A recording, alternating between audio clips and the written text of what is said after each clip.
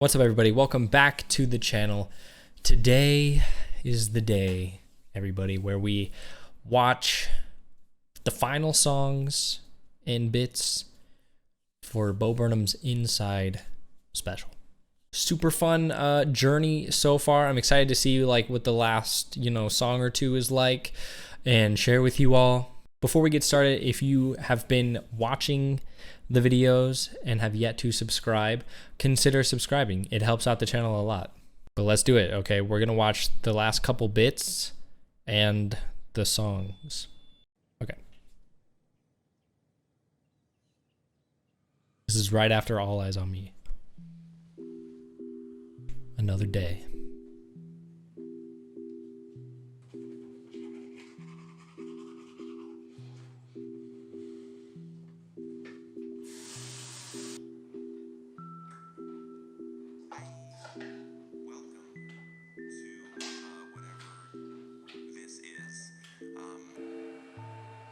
I wonder what cereal he was eating. Looked like Honey Bunches of Oats. Also, why did he have a football? Don't know if he's been playing any football.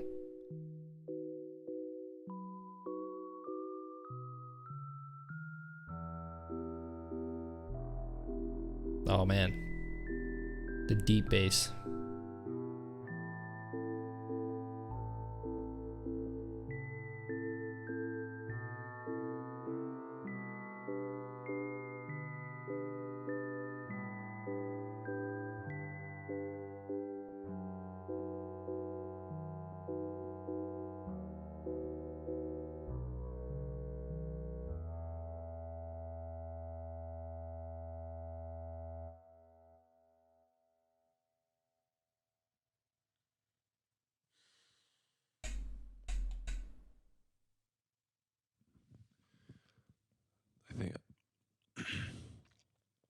I think I'm done.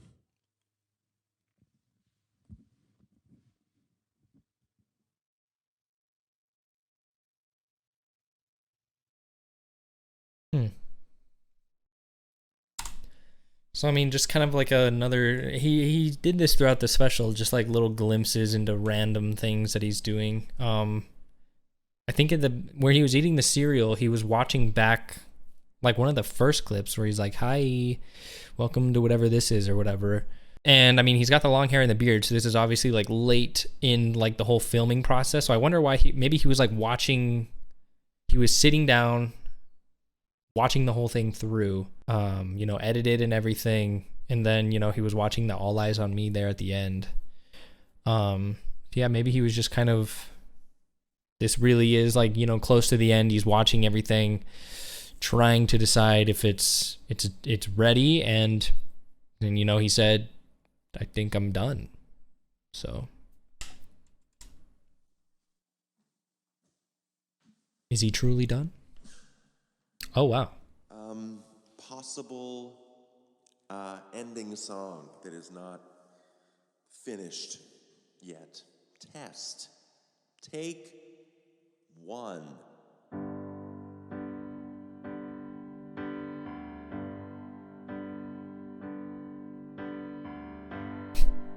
Checking the video monitor. So long. Goodbye. I'll see you when I see you. You can pick the street. I'll meet you on the other side.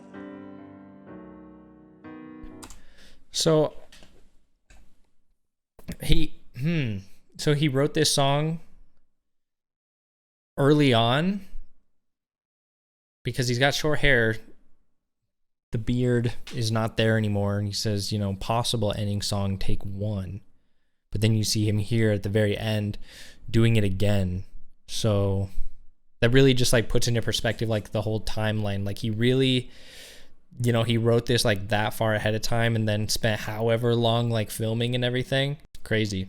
Unless, no, I doubt this is afterwards. I doubt he cut his hair and shaved and everything after everything was done and then like pretended like it was take one.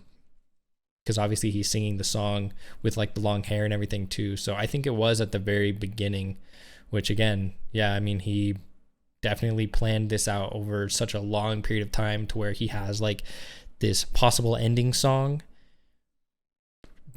which like it seems like around the beginning of when he like started filming or, you know, testing or decided he wanted to do this sort of thing. So when I see you, you can pick the street. I'll meet you on the other side.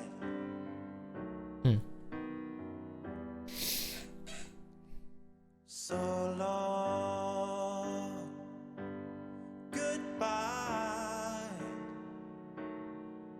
Do I really have to finish? Do returns always diminish? Did I say that right? Does anybody want to joke when no one's laughing in the background?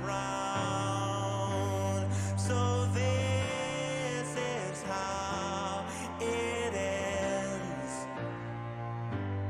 I promise to never go outside again. I'm not sure what the moon signifies there. Maybe you have been everything.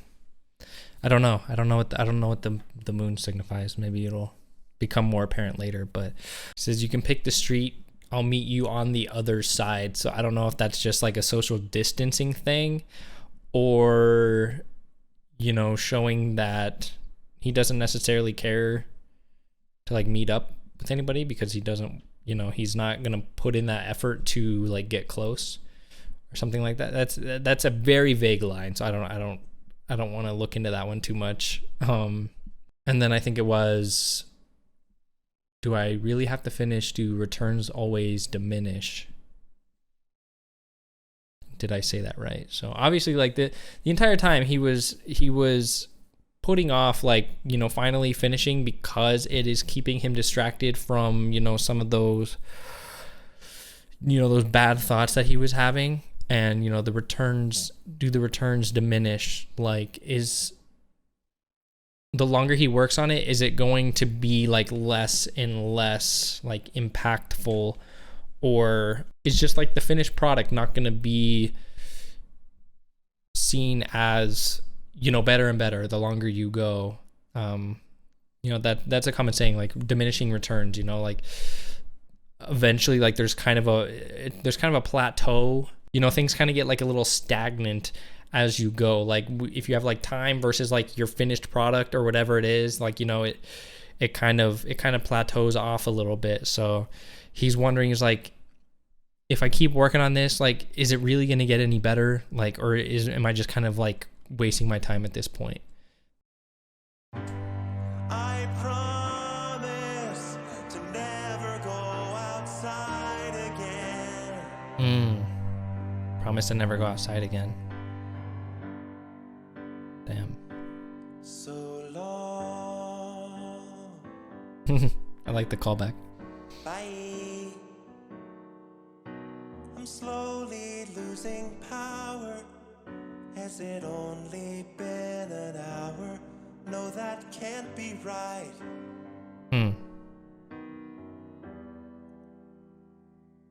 So long, goodbye. Hey, here's a fun idea. How about I sit on the couch and I watch you next time? It's such like a melancholic sound, right? Like it's perfect for a goodbye song. I love all these callbacks he's doing, you know, showing like how the world works and content and problematic, just a little glimpse on like, you know, you've sat through and watched like this whole special and now he's saying goodbye, but you're kind of reminiscing about everything that you've seen up to this point, right? So it's a perfect way to end it. And then he had that. It's interesting that he left that one little clip in the beginning where he's like, "Hi," you know, at the very beginning of like the special where he says like, "Welcome to whatever this is," and then in the ending song here, he goes like, bye. So it's kind of the same thing. It's slowly losing power. Has it only been an hour? I don't know if he means that like literally to where like this special is. I mean, the special is like an hour and a half long, but I guess if he doesn't know exactly how long it is with everything else, because I guess he hadn't filmed this song yet and whatever little bits and the credits and all that stuff. So maybe to him, it would be about an hour plus, that sounds better as a rhyme. So, he's slowly losing power. He's been working on this thing for, a year at this point. And, he's got to be getting to the point of like mental exhaustion and, even physical exhaustion. Like this would be really hard to do by yourself. So he's losing power. And has it really only been an hour? Has this entire year of work that I put into this only equate to an hour? That can't be right. Like it's got to be more than that, right? But wasn't. And then here's a fun idea. How about I sit on the couch and watch you next time? So I guess the way that I interpret that is calling out the people who may think that, maybe it wasn't all that it lived up to be. Maybe he could have done this and that differently. Just like your classic criticisms, right? But he's like, hey, like, I'd like to see you do this. Like, how about you make a special and I'll sit on the couch and watch you. You see how you handle it. Like you see how that turns out, right? So, I mean, it's good. He's kind of standing up for himself, I feel like there, because he always has had that self-doubt, right? About like whether or not something can be good enough or whatever. But now he's saying like, hey, I did what I did. I'd like to see you do better if you're gonna criticize, right? How about I sit on the couch and I watch you next time? I wanna hear you tell a joke when no one's laughing in the background. Like, I'd like to see you do this. It's not easy. This is how it ends. I promise. Got the drums. Never go outside again. Am I going crazy? Oh. Would I even know? Am I right back where I started 14 years ago? Wanna guess the ending if it ever does? I swear to God that all I've ever wanted was a little bit of everything. Oh my God, I love that. A bit of everything all of the time. Apathy's a tragedy and boredom is a man. crime. I'm finished playing and I'm staying inside. If I wake up in a house that's full of smoke, I'll panic. So call me up and tell me a joke. Okay, I'll stop it there really quick. I'll rewind it back, but oh man, I love the switch up there, and then bringing in even the lyrics from the previous songs. Like we had the callbacks to the different scenes and stuff, and now he's bringing in the different lyrics from the song, and it blended in so perfectly with the strings and everything. And then I swear all I ever wanted was a little bit of everything all the time. And that gave me goosebumps. I love that so much. It kind of choked me up again, because it's like, I guess the message that he was saying, right, was, am I going crazy? Would I even know? Am I back to where I started 14 years ago? By himself in his room with his piano, just filming his songs, telling his jokes to nobody laughing in the background, trying to get out. And now here he is again 14 years later, kind of the same position, just by himself in a room with his piano, singing and joking to nobody. It was just so perfect, saying, let me guess the ending if it ever does. I don't think he's referring to the special there. It could just be, life, because he's referring back to where he was 14 years ago, right? And then he says, can I guess the ending if it ever does? And then goes into I swear to God, all I ever wanted was a little bit of everything all of the time. So, 14 years ago, that he just wanted a little bit of everything all the time, just like welcome to the internet. And, look at the path that it kind of took him down. I don't think he's like the happiest about, where everything took him. So, I mean, that's just the perfect callback to welcome to the internet, to where he was just, you know, a sheltered, innocent kid who wanted a little bit of everything all the time. And, you know, look where he ended up. You know, on the outside, it seems like, you know, he ended up in a great spot, right? Like being a producer and a songwriter, singer-songwriter, and comedian, and all of these different things. So it looks like, you know, the little bit of everything got him what he wanted, but obviously the baggage and the complications that came with it aren't necessarily, you know, what he envisioned as a kid. And he said, I'm finished playing, so I'm staying inside. So, you know, he's experienced all that. He experienced a little bit of everything all the time, and now he's just kind of done messing around. So he's just gonna stay inside, away from it all. And then he started, you know, going back to comedy. So let's watch that again. Staying inside. If I wake up in a house that's full of smoke, I'll panic. So call me up and tell me a joke. When I'm fully irrelevant and totally broken, damn it. Call me up and tell me a joke. Oh shit. You're really joking at a time like this. Wow, look who's inside again. We're out to look for a reason to hide again. Wow, buddy, you found it. Now come out with your hands up. We've got you surrounded.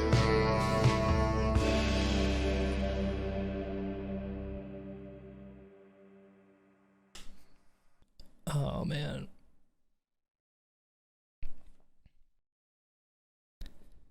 So at the very end, he's going back to comedy. He's saying, like, if I wake up in a house full of smoke, call me and tell me a joke. When I'm fully irrelevant and totally broke, call me up and tell me a joke. So he knows that if he ever gets into, you know, a bad spot like that, into where he feels like he is past his prime or whatever, and, you know, he wants somebody to call him up and tell me a joke, because it's not going to change the world, but, you know, he realizes that it can still make a difference in somebody's lives. So he wants, I mean, that's good.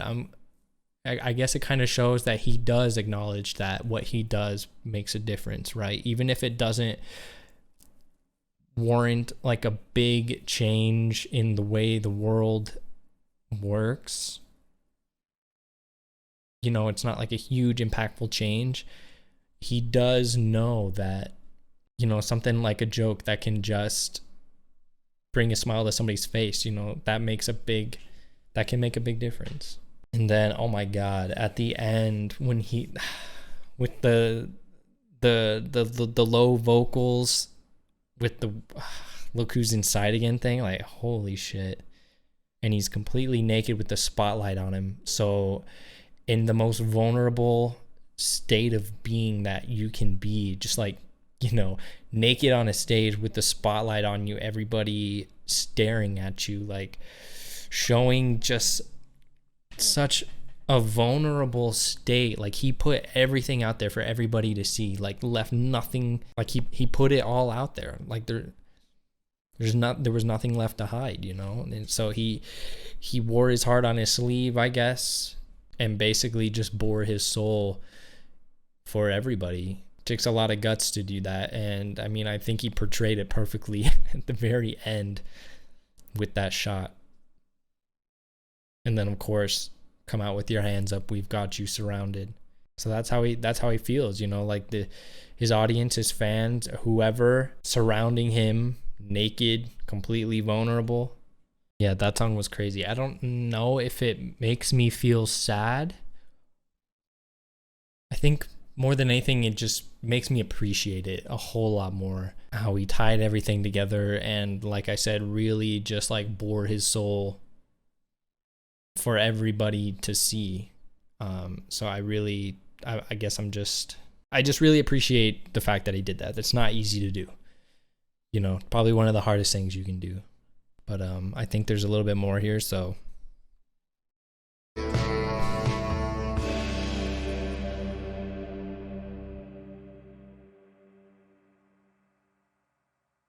The song was beautiful, the piano playing was beautiful.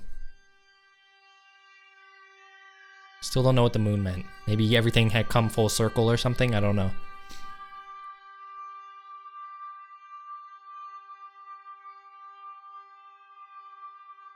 Is he gonna go outside?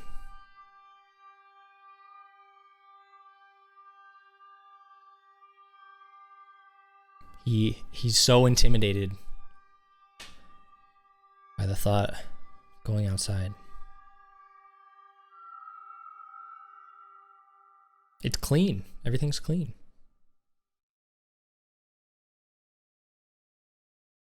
Is it really over? He's so tall.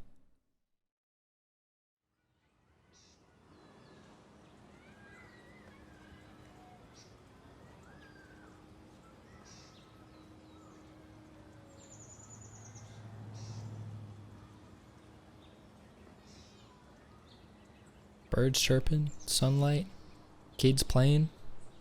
Not so bad.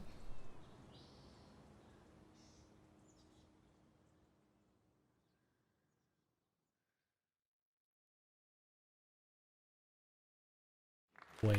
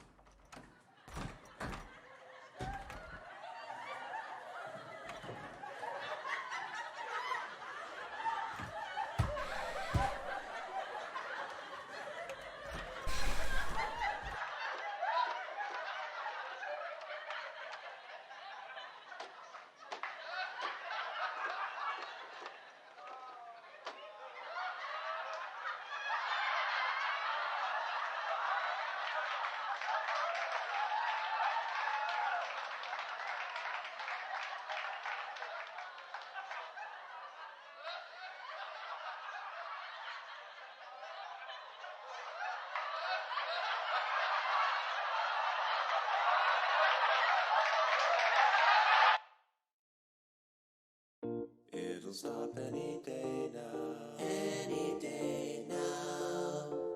Any day now. Wow.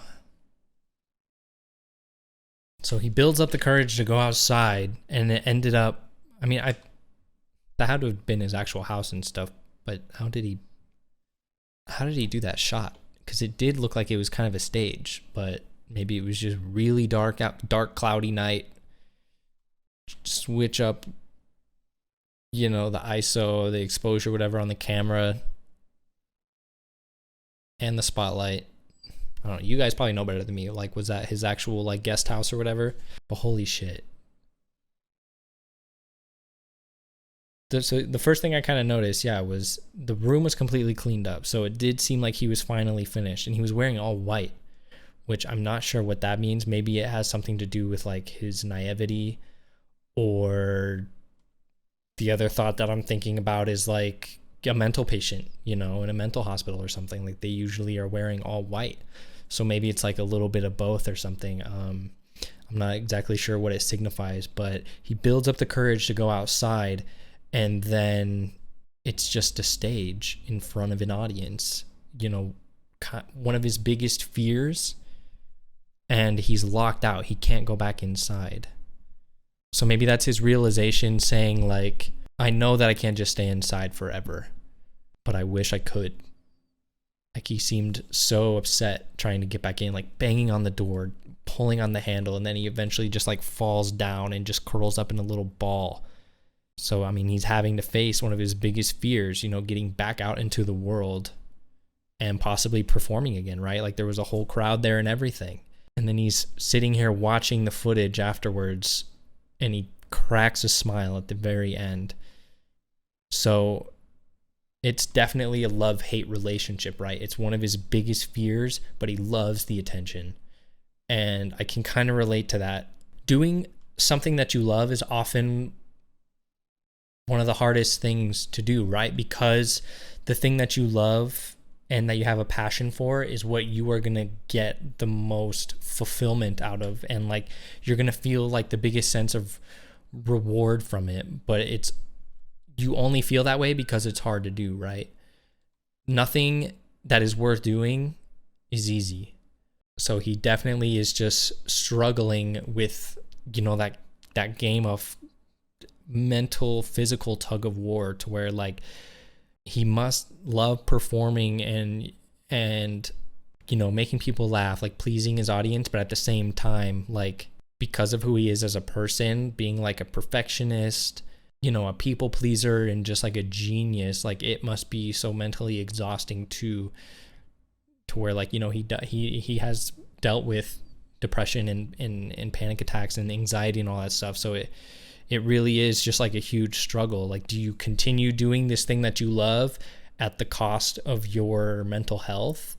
Or, do you work on your mental health, but you are missing that like thing that fulfills you? It's just a struggle back and forth, man. It's really hard to find that fine line, I guess. And then we had the song at the end here.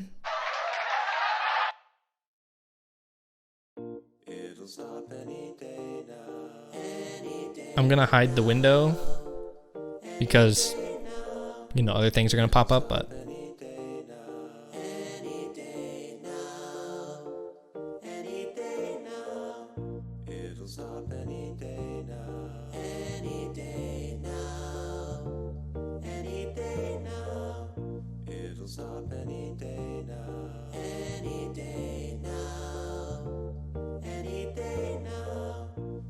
stop any day now. Any day now. Any day now. It'll stop any day now. Any day now. Any day now.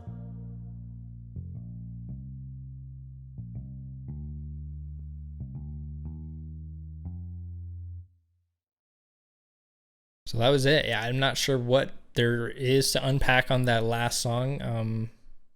Any Day Now, I think is what it's called. But I think it's just kind of an anthem to the whole special, right? Like, you don't know when it's gonna end. It kind of feels like it does just keep going on, and I'm sure that's how Bo felt too.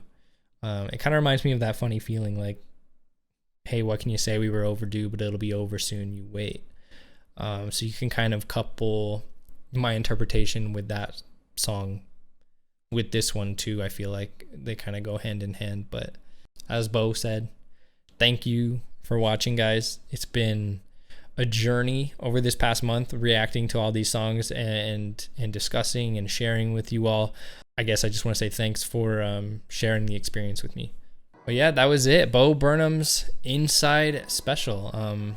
Let me know in the comments what you guys would like to see from me next. I've been thinking about it a lot, but I'm not really sure where I'm going to go next with everything. Some people want me to do his other specials, which I'm totally open to, but I might want to consider reacting to other things alongside that, just so we get a little bit of diversity up in the channel. But as always, guys, leave a like, comment, subscribe, and I'll see you all on the next one.